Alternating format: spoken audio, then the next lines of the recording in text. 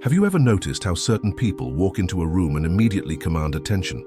Not through volume or flashiness, but through a quiet confidence that seems to radiate from within. This presence, this vibe, is what we're exploring today. What is this magnetic quality that draws others toward us? Carl Jung, the Swiss psychiatrist whose ideas revolutionized our understanding of the human psyche, would suggest it's not about techniques or manipulation. Rather, it's about authenticity and wholeness, what he called individuation. In American culture, we're often taught that attraction is primarily about appearance or status. Dating apps promote superficial connections. Media portrays relationships as games to be won. But beneath these surface-level interactions lies a deeper truth. We are innately drawn to those who have done the inner work of becoming themselves. Think about someone you know who effortlessly attracts others. What quality do they possess? Often it's not their perfect appearance or rehearsed lines. It's their comfort in their own skin, their ability to be present, their self-acceptance that creates a gravitational pull. Jung would argue that this magnetic quality emerges when we begin the journey of individuation, the process of integrating the conscious with the unconscious aspects of ourselves. When someone has embraced both their light and shadow sides, they exude an authenticity that others can sense intuitively. Consider your own experiences. When have you felt most attractive to others? Was it when you were trying to be someone you're not, or when you were fully embodying your true self? In America's fast-paced dating culture, we're taught quick fixes and hacks for attraction. But Jung's psychology points to something more profound. The most magnetic quality is psychological integration, being whole rather than fragmented. This wholeness creates what Jung might call a numinous quality, something that feels almost sacred or spiritually charged. It's not something you can fake. It comes from doing the challenging work of confronting your own shadows and wounds. What are these shadows? They're the parts of ourselves we've denied, repressed or disowned, the anger we're afraid to acknowledge, the vulnerability we hide, the imperfections we try to conceal. When we refuse to acknowledge these aspects, we project them onto others, or compensate with personas that feel inauthentic. Many men in today's culture wear masks: the tough guy who never shows emotion, the people pleaser who abandons his own needs, the achiever whose worth is tied to external success. These masks might seem protective, but they create an invisible barrier that others can sense. They block genuine connection. The irony is profound. In trying to appear attractive by hiding parts of ourselves, we become less magnetic. True magnetism comes from integration, from the courage to be seen fully, with all our complexities and contradictions. This integration creates a particular vibe, a presence that others find irresistible, not because it demands attention, but because it stands secure in its own truth. There's a calm centeredness that comes from not needing to prove anything. Jung observed that we're often attracted to people who embody qualities we've denied in ourselves. This explains why the person who has embraced their full range of emotions, their strength and tenderness, their confidence and vulnerability, creates such a powerful pull. They represent wholeness, which our psyche instinctively recognizes and desires. Consider how different this approach is from the typical dating advice focused on techniques and strategies. Jung would suggest that the most effective strategy is no strategy at all. It's the authentic expression of a self that has done the work of becoming whole. This doesn't mean perfection, quite the opposite. It means acknowledging your imperfections and wounds rather than concealing them. There's a strange alchemy in this vulnerability. It creates trust and intimacy that superficial charm never could. So what does this mean practically? How do we cultivate this magnetic presence? It begins with the courage to meet ourselves honestly, to look at our shadows not as enemies to be conquered, but as lost parts of ourselves, waiting to be reintegrated into the whole. What happens when two people meet and feel that instant spark? Beyond the chemical reactions and evolutionary programming lies something deeper, a recognition at the soul level. Jung called this phenomenon projection, where we unconsciously identify qualities in another that we carry within ourselves, but haven't yet fully recognized or integrated. This shadow dance is particularly powerful in romantic attraction. The qualities that most strongly attract or repel us often reflect our own unacknowledged traits. That magnetic pull you feel towards someone might be your unconscious recognizing parts of yourself that are waiting to be embraced. Consider how often we use phrases like "she completes me" or "he brings out the best in me." From a Jungian perspective, What's really happening is not that the other person supplies what we lack, but that they activate dormant potentials already within us. The most powerful attractions often occur when someone mirrors our unlived life back to us. In American dating culture, we're taught to present a carefully curated image, highlighting strengths while concealing vulnerabilities. Dating profiles showcase achievements and carefully selected photos. First dates become performances, where we try to impress rather than connect. But Jung would suggest that this approach creates relationships built on personas rather than authentic selves. The irony is that what makes someone truly irresistible isn't perfection, it's integration. When a man has acknowledged his wounds, embraced his contradictions, and made peace with his shadows, he radiates a particular quality that others can sense. This integration creates a profound security that doesn't need to boast or perform. Think about the difference between someone trying to appear confident versus someone who embodies genuine self-acceptance. One feels forced, brittle, potentially even desperate. The other feels grounded, authentic, and mysteriously attractive. The difference isn't in what they do, it's in who they've become through their inner work. This authentic presence creates what Jung might describe as a temenos, a sacred space where others feel safe to be themselves. When you've done the work of accepting your own darkness and light, you naturally extend that same acceptance to others. This creates an environment where genuine connection can flourish. In practical terms, what does this look like? It means allowing yourself to be vulnerable without collapsing into insecurity. It means acknowledging your needs and boundaries without becoming rigid or defensive. It means expressing your desires honestly while remaining unattached to specific outcomes. Consider how refreshing it is to meet someone who doesn't play games, who says what they mean and means what they say. Someone who can express interest without becoming needy, who can face rejection without crumbling, who can stand in their truth without imposing it on others. This balanced presence creates a magnetic pull precisely because it's so rare in our culture of masks and manipulation. Jung observed that we are often drawn toward what psychologists call our complexes, emotional patterns formed from childhood wounds. Someone who has done the inner work of examining these complexes doesn't project them onto potential partners. Instead of unconsciously seeking someone to heal childhood wounds, they approach relationships from a place of wholeness, seeking connection, rather than completion. This shift creates a profound change in the energy of attraction. Rather than the desperate pull of someone seeking to fill an inner void, there's the magnetic draw of someone offering the gift of their authentic presence. The difference is palpable. In America's achievement-oriented culture, we often approach relationships like any other goal, something to acquire through the right strategy or technique. But Jung's psychology suggests that the most powerful technique is the inner work that transforms who we are at the core. When a man has confronted his own shadows, his fears of inadequacy, his capacity for both creation and destruction, his tender emotions alongside his strength, he no longer needs to hide behind cultural stereotypes of masculinity. This integration allows him to be both powerful and gentle, assertive and receptive, strong and vulnerable. This wholeness creates an authentic presence that others experience as deeply compelling. Think about someone you know who embodies this quality. There's something about them that feels solid, grounded, trustworthy. They don't need to dominate conversations or prove their worth. They can listen deeply because they're not preoccupied with their own internal insecurities. They can give genuine compliments because they're secure enough not to need constant validation themselves. This authentic presence creates a unique vibe that others can sense but often can't articulate. It's not about specific behaviors or lines. It's about the energy that radiates from someone who has become comfortable in their own skin through the challenging work of self-knowledge. What makes this quality so rare? Simply put, it's difficult to achieve. Our culture offers endless distractions from the inner journey. It's easier to seek another relationship, another achievement, another external fix than to sit with our own shadows and wounds. But Jung observed that what we resist persists and ultimately attracts. The parts of ourselves we refuse to acknowledge don't disappear. They emerge in our attractions, our conflicts, and our unconscious patterns. The transformative insight here is that the magnetic quality we seek to develop isn't something we need to add.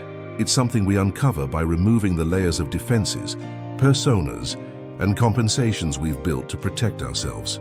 As we shed these masks, what emerges is our authentic self, unique, imperfect, and strangely compelling, precisely because of its unguarded humanity. This doesn't mean exposing every vulnerability indiscriminately. Integration includes discernment about appropriate boundaries, but it does mean developing the courage to be seen, to allow your true self to be present without hiding behind performances designed to impress or protect. At the deepest level of attraction lies something ancient and powerful, what Jung called the archetypes. These are universal patterns embedded in the collective unconscious, the shared psychological foundation of humanity. They speak to us through symbols, dreams, and powerful emotional responses, including the mysterious pull of attraction. When we talk about chemistry or an inexplicable connection, we're often experiencing archetypal resonance. Someone activates an archetypal image within us, perhaps the hero, the wise one, the lover, or the sovereign, and we feel drawn to them with an intensity that transcends ordinary attraction. It feels destined, meaningful, almost cosmic. This archetypal dimension explains why certain qualities create such a powerful magnetic pull. When someone embodies wholeness, the integration of their masculine and feminine energies, their strength and vulnerability, their wisdom and playfulness, they activate the archetype of the self, which Jung considered the organizing center of the psyche, the pattern of psychological wholeness. In America's individualistic culture, we often think of attraction in personal terms: what I like, what I want, what appeals to me. But Jung's psychology reveals something more profound happening beneath the surface. Our attractions often reflect archetypal patterns that have shaped human relationships for millennia. Understanding these patterns gives us insight into why certain qualities create such a powerful magnetic pull. Consider the archetype of the sovereign, the healthy, mature masculine energy that protects without controlling, leads without dominating, and creates order without rigidity. When a man has integrated this archetypal energy, he naturally emanates authority without authoritarianism, strength without aggression, confidence without arrogance. This integration creates a presence that others instinctively trust and respect. Or consider the archetype of the lover, the energy of connection, passion, and presence. When integrated, this archetype manifests as emotional intelligence, sensual awareness, and the capacity for deep intimacy. A man who has embraced this aspect of himself can be fully present with another, listening with his entire being rather than just waiting for his turn to speak. This quality of presence, increasingly rare in our distracted digital age, creates a magnetic pull that superficial charm can never match. The power of these archetypes isn't just psychological theory, it's reflected in our cultural stories, from ancient myths to modern films. We see it in the characters that captivate us, the heroes and heroines whose journeys mirror our own inner quests. What makes these characters compelling isn't their perfection, but their wholeness, their integration of strength and vulnerability, courage and compassion. Jung observed that meaningful attraction often involves the anima and animus, the feminine aspect within a man and the masculine aspect within a woman. When a man has developed a positive relationship with his anima, his inner feminine, he can relate to women as whole beings, rather than projecting his own unconscious needs onto them. This integration creates relationships based on mutual recognition rather than unconscious projection. The development of this inner wholeness follows a path Jung called individuation, the lifelong process of becoming who we truly are by integrating the conscious and unconscious aspects of our personality. This journey isn't linear but cyclical, moving through stages of ego development, shadow work, and archetypal integration. At each stage, our magnetic presence shifts. Early in life, we might attract others through personas, masks we wear to gain approval or avoid rejection. These surface-level attractions may create initial sparks but rarely sustain deep connection. As we progress in our individuation journey, embracing our shadows and integrating our complexes, our magnetic pull becomes more authentic and powerful. This authentic magnetism isn't about manipulating others' perceptions, but about becoming so at home in yourself that others feel at home in your presence. There's a paradox here. The less you need others' validation, the more naturally you attract it. The more comfortable you become with your own depth, including your wounds, fears, and shadows, the more space you create for others to explore their own depths in your presence. In practical terms, this means developing what Jung called psychological mindedness, the ability to reflect on your inner experiences with curiosity rather than judgment. When triggered by a strong attraction or aversion, can you pause to ask, what within me is being activated? What pattern is at play? What projection might I be experiencing? This reflective stance creates a fundamentally different way of relating. Rather than seeking partners to complete you or fix your wounds, you approach relationships as opportunities for mutual growth and discovery. This shift from need to choice, from projection to recognition, creates a quality of presence that others experience as deeply magnetic. Dreams play a crucial role in this process. Jung considered dreams the royal road to the unconscious, messages from our deeper self that offer guidance for our individuation journey. Paying attention to your dreams about relationships can reveal patterns in your attractions, unconscious projections you might be making, and archetypal energies seeking integration in your life. For example, recurring dreams about pursuing someone who remains just out of reach might reflect an unintegrated aspect of yourself that you're projecting onto others. As you work to recognize and integrate this quality within yourself, your pattern of attraction often shifts. You no longer need to seek outside what you've claimed within. The unconscious also communicates through synchronicities, meaningful coincidences that seem to reflect inner psychological processes. When you're on the right path in your individuation journey, you may notice an increase in these synchronistic experiences, including unexpected encounters with people who resonate with your authentic self rather than your personas. American culture often treats attraction as something to be hacked or manipulated through techniques and strategies, but Jung's perspective offers something more profound, the understanding that true magnetism emerges from psychological integration. The most compelling quality isn't something you do, but something you become through the challenging work of self-knowledge. This doesn't mean endless self-analysis or navel-gazing. Jung emphasized that individuation happens through engaged living, through relationships, creative expression, meaningful work, and active participation in the world. The key is bringing consciousness to these engagements, noticing your reactions, triggers and patterns as information about your inner landscape. The shadow work essential to developing authentic magnetism requires courage and compassion. It means facing aspects of yourself that you've denied or repressed, your capacity for rage, your vulnerability, your selfishness, your grandiosity, and gradually integrating these energies rather than projecting them onto others or compensating for them with personas. As you integrate these shadow aspects, something remarkable happens. The energy that once went into denial and repression becomes available as life force. There's a vitality that emerges from this integration, a quality of being fully alive that others can sense and are naturally drawn toward. Consider how rare this quality has become in our distracted, fragmented culture. Many people move through life half asleep, unconsciously repeating patterns, reacting rather than responding, seeking external validation rather than internal coherence. Against this backdrop, someone who has done the work of becoming whole stands out with almost luminous clarity. This wholeness manifests in small but significant ways.